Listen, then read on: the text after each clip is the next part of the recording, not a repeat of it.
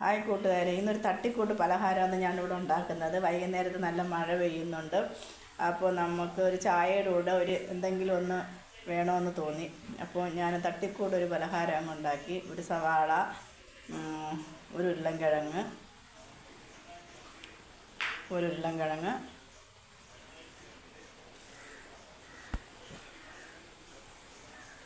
ഉരുളൻകിഴങ്ങ്, പച്ചമുളക്,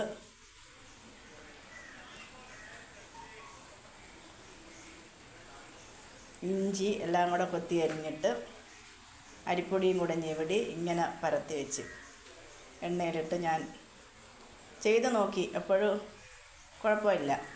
അപ്പോൾ നിങ്ങളെയും കൂടെ ഒന്ന് കാണിക്കാമെന്ന് വെച്ചു.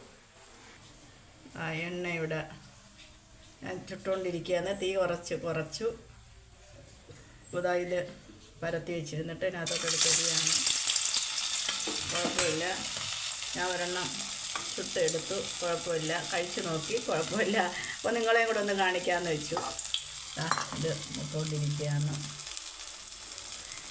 തട്ടിക്കൂട്ട് ഇങ്ങനെ വീട്ടിലിരിക്കുന്ന സാധനങ്ങൾ കൊണ്ട് നമുക്ക് അത്യാവശ്യത്തിന് നമുക്ക് തന്നെ ഒരു റെസിപ്പിയൊക്കെ ഞാൻ കണ്ടുപിടിക്കാം. വേണ്ട, ശരിയായിക്കൊണ്ടിരിക്കുന്നു.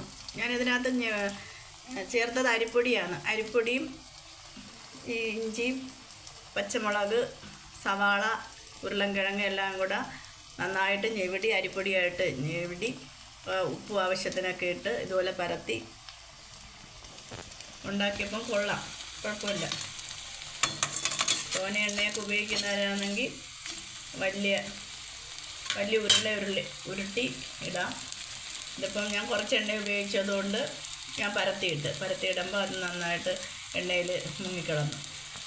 അപ്പോൾ ഇങ്ങനെ ഉണ്ടാക്കാം.